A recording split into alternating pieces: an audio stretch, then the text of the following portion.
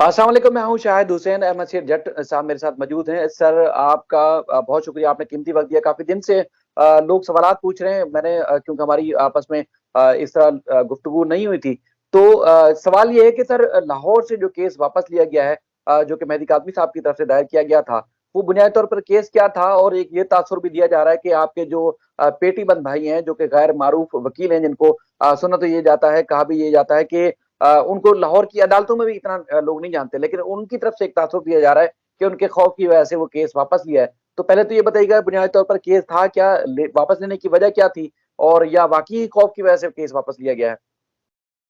बहुत शुक्रिया शायद भाई। पहले तो मैं आप लोगों सब लोगों से गुजारिश करूंगा आपके प्लेटफॉर्म के जरिए भी कि जिन लोगों को ये नहीं पता कि केस तकजीब निकाह का था या तनसीख निकाह का था, तो उन लोगों की बात पर तो कान धरने वाली जरूरत ही नहीं है ना। कि उन लोगों को जब यही नहीं पता, मतलब मैं देख रहा था लोग मुझे क्लिप्स भेज रहे थे, जो आप मुझे बात पूछ रहे हैं बहुत सारे लोगों ने व्हाट्सएप के जरिए पूछी है। लोग बता रहे थे कि जी वो कह रहे, कभी वो मुलाजमा जो है वो कह देती है तनसीखे निकाह, कभी वो जो मेरा पेटीबंद जिसको आप कह रहे हैं भाई, ये छोटा चलो जूनियर लॉयर है, दोस्त है, वो इस चीज को तनसीखे निकाह, कभी तकजीबे निकाह। और उसके अलावा जो बड़ी क्योंकि आपने मुझे पहले ही कहा था कि इस तासुर को आप कैसे जाहिर करेंगे जो आएगा बाद में कि हम भाग गए, हमें खौफ था। तो पहले तो मैं आपकी वसातत से, आपके प्लेटफॉर्म की वसातत से लोगों को ये बताऊं कि आप लोगों ने अब एक सवाल करना है।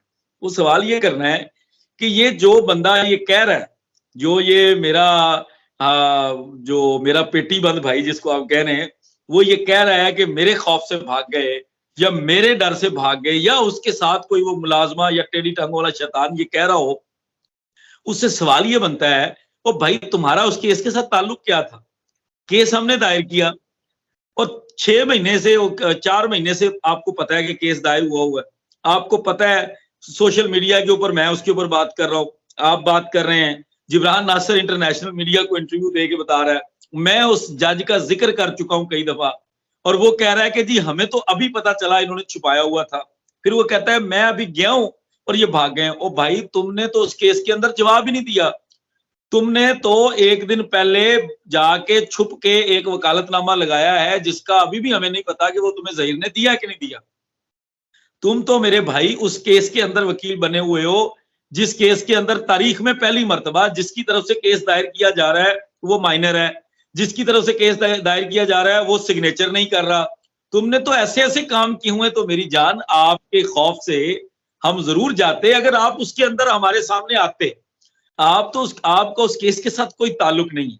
और दूसरा ये कि पहले तो मैं ये समझा दूं कि भाई तकजीब निकाह और तनसीख निकाह में जमीन आसमान का फर्क है।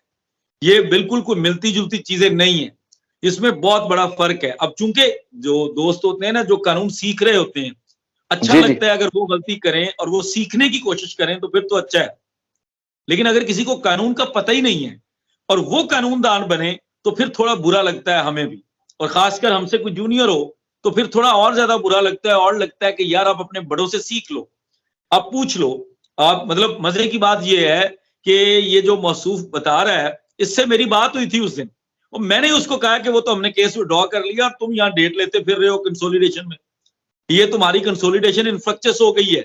इनफ्रक्चस का वर्ड उसको समझ नहीं आएगा तो मैं बता देता हूँ कि गैर मुअस्सर है। और उसके अलावा वो सोच रहा है कि मेरे, अच्छा मैं तो अभी उसमें गया ही नहीं हूं, तो आपने विड्रॉ कैसे कर लेना है? तो मैंने उसको समझाया कि मेरे भाई, जिसने केस दायर किया होता है उसके पास विड्रॉ करने का राइट होता है। दूसरा ये कि हमने उसको विड्रॉ किया है क्योंकि ये हमारी बोनाफाइडी है, हमारी नेक नीति है। हम अदालतों को झूठ नहीं बोल सकते, गुमराह नहीं कर सकते, अदालतों के अंदर गलत बयानी नहीं कर सकते। ये मुकदमा फ्यूचर में भी कराची जाएगा। तो हमने बेहतर ये समझा कि ना हम अपनी अदालतों का वक्त जाया करें, ना हम अपने क्लाइंट का वक्त जाया करें, ना ही हम अपना वक्त जाया करें। आपको तो चूरन मंजन चाहिए बेचने के लिए, आपके लिए तो ये अभी नया नया मौका है, पहला जिंदगी का मौका है कि आपको 4 लोग देख रहे हैं, तो आपको तो चाहिए था लाहौर में। लेकिन हम नहीं चाहते थे कि हमारे क्लाइंट का टाइम जाया हो, हमारी अदालतों का वक्त जाया हो, हाँ, और उसके बाद कोई रिजल्ट ना निकले, अपना वक्त भी लगाए हम। इसलिए हमने मुनासिब ये समझा कि इस केस को कराची में फाइल करना चाहिए। और वो आपकी तलाह के लिए अर्ज है कि कराची के अंदर तैयार है केस, आपको कराची के नोटिस मिल जाएंगे। अगर आप अपने जिस जगह का पता देते हैं वहां पे जाके पता करेंगे तो आपको नोटिस मिल जाएंगे। तो हो सकता है आपके नोटिस पहुंच चुके हों। तो इसलिए पहले तो ये क्लियर कर दें, लोगों को बता रहा हूं मैं आपकी वसातत से कि ये जो भाई बड़के मार रहा है ना, उसका इस केस के साथ कोई ताल्लुक नहीं। कोई जवाब नहीं आया इनकी तरफ से, 1 मिनट लगता है आप जाके अपना जवाब दावा जमा करवाते, इतने आप अच्छे हो, आप हमें झूठ साबित करके आप हमारा केस खारिज करवा देते, कोई दरखास्त दे देते खारिज करवाने के लिए। ओ भाई, आपको तो वो वकील ही नहीं कर रहे ना इस केस में, इसलिए ये मामला तो निकाल दे। दूसरा ये कि देखिए, किसी भी आप हमारे किसी भी वकील भाई से, पाकिस्तान के किसी भी सूबे के वकील से पूछिएगा कि अगर किसी खातून की तरफ से हमने मुकदमा दायर करना है, वो मुकदमा कहाँ दायर होगा, वो उसकी ज्यूरिसडिक्शन कौन सी बनेगी, तो आपको बताएंगे कि भाई जहां पे खातून रिजाइडिंग है। एक खातून का निकाह लाहौर में होता है, लेकिन उसका आपस में कोई मसला हो जाता है और वो पेशावर जाके बैठ जाती है, तो बंदे ने अगर उसके खिलाफ कोई केस दायर करना तो वो पेशावर जाएगा, वो लाहौर में नहीं करेगा दायर। तो इसलिए ये अपने आप को कॉन्सेप्ट को क्लियर कर लें, हमने बड़े ही अच्छे तरीके से उस केस को यहां से वहां शिफ्ट किया है। हाँ, उनका दुख और उनकी तकलीफ बनती है, और उसके साथ साथ मुलाजमा की तकलीफ बनती है। वो तकलीफ ये है कि जिस तरह 23 जुलाई को हमने बच्ची इनके हाथ से छीन ली थी, इस तरह अब हमने एक एक करके हर चीज यहां से छीन ली है और हमने कराची भेज दी है। और कराची में आपको पता है कि मिन्नतें तरले कस्में खाकर लेट कर वकालत हो रही है, इसके अलावा उनके पास कुछ हो नहीं रहा। इसलिए तकलीफ और जो उनके जहन में जो परेशानी है वो सिर्फ यही है। और दूसरा ये कि ये जज साहब, मामला ये है कि अदालतों में जहां जहां हमने चीज को रिपोर्ट किया, वहां तो उनको रिसवाई का सामना करना पड़ रहा है, यानी कि मुकदमा कलअदम करवाना चाहते थे, वो अब तक नहीं हो पा रहा। उसके बाद मुलाकात की कोशिशें की, 164 का बयान रिकॉर्ड करने की कोशिश की, चालान को कलअदम करार देने की कोशिश की, यानी कि हर तरह से उनको नाकामी का सामना करना पड़ रहा है। तो असल में तासुर तो ये जाता है कि जो सोशल मीडिया पे उनकी उनकी तरफ से जो कंपेन चलाई जाती है, उस पे लोग गुमराह होते हैं। तो आप क्या समझते हैं कि उस पे कान धरने चाहिए लोगों को? देखिए, मैं जाती तौर पर यह समझता हूं कि कराची से लेके लाहौर तक, टेढ़ी टांगों वाले शैतान से मुलाजमा तक, इन लोगों के पास पहली बात तो कोई फैक्ट्स नहीं होते, इन लोगों के पास कोई कानून की बात नहीं होती। इस केस के ऊपर जो भी लोग बात कर रहे हैं, उनको उतनी ही बात करनी चाहिए जितनी उनके पास इंफॉर्मेशन है। इनके पास कोई इंफॉर्मेशन नहीं है। और मैं आपको बड़ी अंदर की बात ये बता रहा हूं कि जो मुझे पता चला है, इन्हीं लोगों के अंदर से पता चला है कि जहीर इनको बताता ही नहीं, मतलब वहां पे केस फाइल हो जाता है और इनको नहीं पता होता। तो इसलिए ये बात तो पहले क्लियर कर लें कि जब उनको कुछ पता नहीं है, उनके पास कोई इंफॉर्मेशन नहीं है, उनके पास कोई नॉलेज नहीं है, तो वो कोई काम की बात नहीं करते।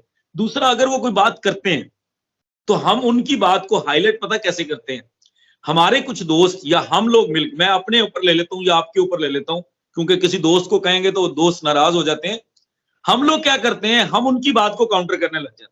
अब जब हम वो काउंटर करते हैं, उस काउंटर करने के अंदर लोग जाकर देखते हैं उस टेढ़ी टांगों वाले ने क्या कहा है, वो मुलाजमा ने क्या कहा है, वो हम क्या कर रहे हैं, वो हम बेसिकली इनडायरेक्टली उन लोगों को प्रमोट कर रहे हैं। जिस दिन हम इन लोगों की फजूल बात का जवाब देना बंद कर देंगे, जिस दिन हम इन लोगों की बेबुनियाद चीजों को रिस्पॉन्ड करना बंद कर देंगे, ये मामला अपने आप खत्म हो जाएगा। ये लोग मर जाएंगे, जो कि वो मर चुके हैं। अगर वो देखें ना, उन लोगों को कमेंट्स डिलीट करने पड़ते हैं, लोग नीचे पता नहीं कितना बुरा भला कह रहे होते हैं, बेशुमार चीजें ऐसी हैं जो उनके साथ बुरा हो रहा है। उन लोगों को कोई सुनना पसंद नहीं करता, लेकिन असल में उनको सुनता उस वक्त है हर कोई जब हम उसको रिस्पॉन्ड कर रहे होते हैं। वो बात कर देते हैं, कई चीजें उन्होंने हमारे बारे में बोली, बदतमीजियां की, घटिया तरीन बातें की, हमने उसको रिस्पॉन्ड ही नहीं किया। वो ना रिस्पॉन्ड करने से क्या हुआ, मुझे तो आज तक कभी किसी ने क्वेश्चन नहीं किया कि वो टेढ़ी टांग वाला शैतान आपके बारे में ये बकवास कर रहा था, वो मुलाजमा आपके बारे में ये बकवास कर रही थी, मुझे किसी ने नहीं कहा, क्योंकि मैं उनको प्रमोट ही नहीं कर रहा, मैं उनको रिस्पॉन्ड ही नहीं कर रहा। तो बेहतरीन तरीके का तो ये है कि लोगों को रिस्पॉन्ड नहीं करना चाहिए। सेकेंडली, ये देखे ना, तकजीब निकाह और तनसीखे निकाह का फर्क नहीं पता। एक कहता है मैं 18 साल से अदालतों के धक्के खा रहा हूं, दूसरा कहता है मैंने 12 साल कोर्ट रिपोर्टिंग की, और तीसरी कहती है मैंने पता नहीं कितने लोगों को भुगताया है, और एक कहता है कि मैं तो वकील हूं, आजकल मैं छाया हुआ हूं, मैं दबंग वकील हूं। तो भाई, तुम लोगों को यही नहीं पता कि केस क्या था, तुम्हारे सामने कागज पड़े हैं, पता नहीं है। दूसरा ये कि ये निकाल के दिखाए ना, ये केस के अंदर वकील था कि नहीं था, ये कागज निकाले, उसके ऊपर अपना नाम दिखाए बड़ा करके, ये देखे मेरी हाजिरी लगी हुई है, मैं इस मुकदमे में वकील था, मुझे देखकर भागे हैं। एक जगह पे नाम दिखा दे अपना, हम मान जाएंगे, हम भाग गए, हम डर गए। वो भाई कुछ भी नहीं है। इसलिए मैं जाती तौर पर ये समझता हूँ, ये चूंकि आपसे लोग पूछ रहे होंगे, आप इसलिए चाहते हैं हम इनको रिस्पॉन्ड करें, अदरवाइज इनको रिस्पॉन्ड करना ही नहीं बनता सर। ये कोई उनको पता ही नहीं है किसी चीज का, जब हम किस बात को रिस्पॉन्ड करें। जो बात हम कर रहे हैं उनको पता ही नहीं है, जो हमारा केस था उनको पता ही नहीं है केस क्या था, उसको पता ही नहीं है विड्रॉ करने का मतलब क्या होता है, उसको पता ही नहीं है इन्फ्रक्चर्स का मतलब क्या होता है, उसको कुछ नहीं पता, उसको जुरिस्डिक्शन का नहीं पता। जो बंदा माइनर की तरफ से केस दायर कर रहा है, मतलब अदालत भी हंसेगी जिस दिन वो केस खारिज होगा, क्योंकि वो भी तो वो भाग रहा है आगे लग के कि किसी तरह केस लटका रहे हैं। मैं कहता हूं मैं भी वकील था, मैं तो जरा केस के अंदर जनाब ये कर रहा था वो कर रहा था, मैं तो उनको बता लूं। ओ भाई आओ कोर्ट के अंदर तुम्हें समझाएं कानून क्या होता है, वकालत क्या होती है, मामला कैसे चलते हैं। तो इसलिए बेहतरीन स्ट्रैटेजी तो ये है कि इन लोगों को रिस्पॉन्ड करना बंद कर देना चाहिए सर, इन लोगों के ऊपर कोई बात नहीं करनी चाहिए, ये अपनी मौत आप मर जाएंगे। फजूल में बंदा बैठ के झूठ बोली जा रहा, मतलब आप मैं और आप हैरान।